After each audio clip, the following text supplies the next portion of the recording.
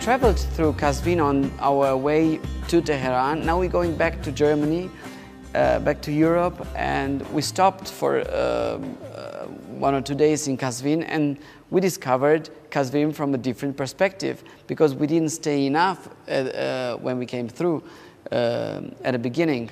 So every time you come to a city or a country, you discover new things.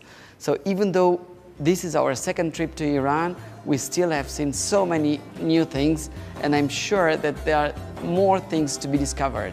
That's why we want to come back in a few months. When we entered and left Iran, we thought we would just pass through Qazvin.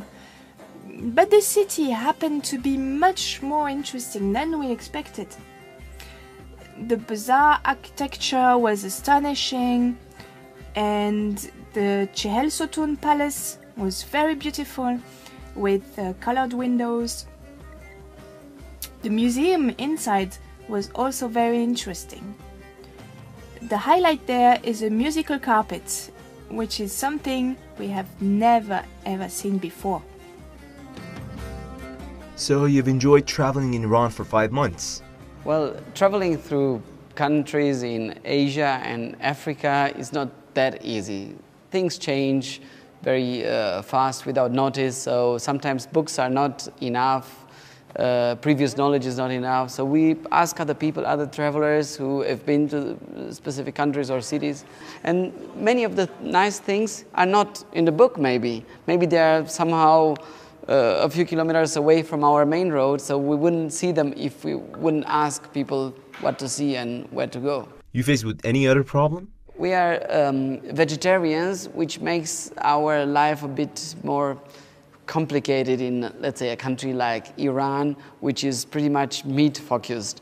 But nevertheless, there are so many dishes, so many delicious dishes we can eat here, and luckily there is plenty of vegetables anywhere to find, and my wife and me, we do the cooking. The children help many times, like chopping vegetables and so on.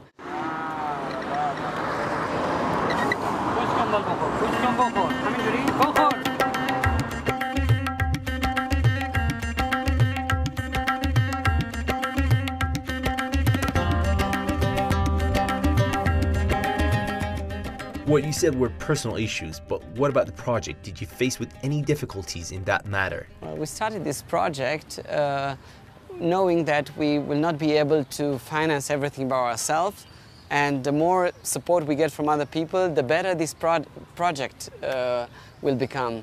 And we have thought of making it an international project. So people from abroad, not only from Iran, but maybe people from abroad can sponsor this project and become part of the project. And PayPal, we thought of PayPal as being a very easy way of transferring money. Well, we have like 2 transfers, about €5, not so much money, but then the third time we got payment, our account was blocked. For some reason, PayPal found out that this money is going to a project, a campaign, an informational or promotional campaign about Iran, and they blocked our account. At least twice, police searched our house in Germany. We have a house in Germany, and they have searched. They have like a letter from the court allowing them to break into the house, and they have searched everywhere. And then they did it twice, and one of the neighbors told me about that. We have contact to her, and she told me about that. She went to the police officer and she got a business card from him, his telephone number. We called him in response, so we wanted to know what happens. Why do they search our house? And they were saying, yeah, you started somehow a project in Iran. We want to know what kind of illegal things are you doing there. So we were very shocked about hearing that, because once they were somehow offending us, like accusing us of doing something illegal just for being here. But on the other hand, I feel sorry for this beautiful country, because they assume that somebody coming to this country is automatically a criminal, and they have the right to search their house for that. My telephone has this function of this feature of recording the voice. Christ, hallo? Ja, guten Tag, Herr Christian. Mein Name ist Christian Iwan. Und Sie waren vor einiger Tage bei uns zu Hause. Ja. In Espenau, ja. Richtig. Irgendwann ist die Polizei bei Ihnen gewesen. Und ja, die hatten jetzt Bedenken geäußert, die Kollegen, weil Sie mit Ihren Kindern angeblich für längere Zeit verreist sind in Richtung Iran, dass Sie irgendwelche illegalen Sachen treiben in den entsprechenden Ländern. Deswegen haben wir dort nochmal im Haus nachgefragt, haben praktisch auch schon im Internet die Bestätigung gefunden, dass Sie eigentlich auf Kulturreise sind oder wie man es benennen will, ja. Also müssen wir uns da keine Gedanken machen in der Richtung, ne? Sie müssen sich keine Gedanken machen, ja. Ich mache mir auch keine Gedanken. This is a very high official, a very high ranked official in the police, so I would expect him to have some kind of a bit of education about knowing something about the country, not just assuming that being here makes us criminals. Unfortunately, this is what most of the people in Europe think about Iran. So this is not just one person. I would say, okay, this is just only one person, but many people think like that, and that makes us even stronger in our effort to bring this project to Europe and to change the way Iran is seen in Europe. Because I said Iran has a negative image, unfortunately, and I don't understand why, because we spend a lot of time here in Iran, so we have no reason to believe what we were told. Well, never before I have experienced such a big discrepancy, such a big gap between what I was told by media or by government or whoever and what I found and the reality I found in a country. And Iran is a very good example of that, because we found exactly 180 degrees opposite of what we expected.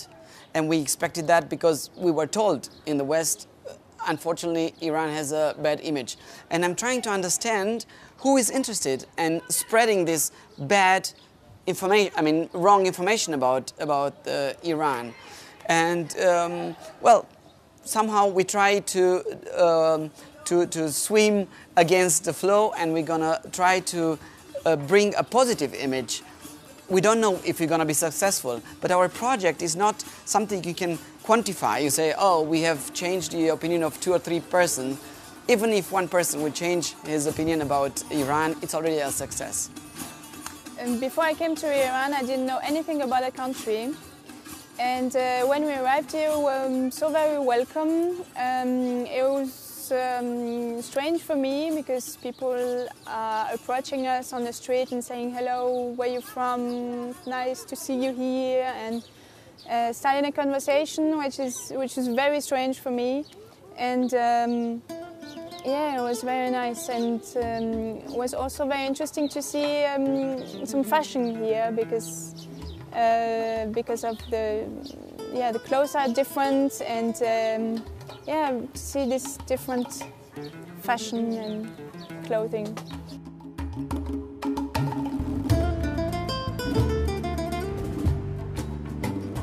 Grocery shopping in a foreign country for me is an adventure. I find it very interesting to discover local products, to taste unknown fruits, and even rediscover the taste of the fruits we have in Europe. Many of them have a totally different taste here. I obviously learn a lot of new words, and I improve my language skills at the same time while doing the grocery. Buying bread in Iran was my favorite and best experience here. Because while waiting for the bread to be ready, you can really see every stage of the preparation, like the making of the dough until the baking in the traditional oven.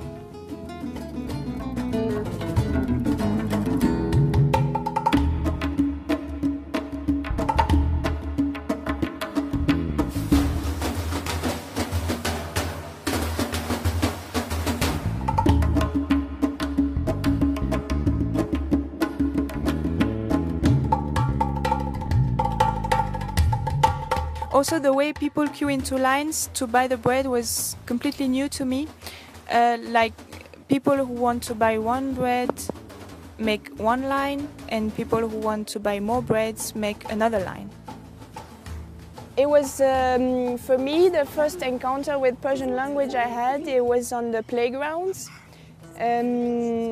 because the children with the blonde hair, the people love that, and they are attracted to that, so they start talking to me, and that's how I got the bit of first language course. And yeah, and otherwise it's a bit difficult for me because I try to remember words, I forget them, but I study in the book, and I try to, now I manage to have a conversation with people. Well, every day is an exciting day. So we wake up and we're happy to have another day we can spend together, experience things. By the way, your children don't go to school, do they? Well, yes and no. The school comes with us. So we are teaching our children ourselves. We are following a curriculum which we got from the French Ministry of Education. We are teaching them after the French curriculum, then again after the German curriculum, because we carry books from Germany as well. We're teaching them languages. They learn Persian, English. I have also education in Montessori pedagogy, so which is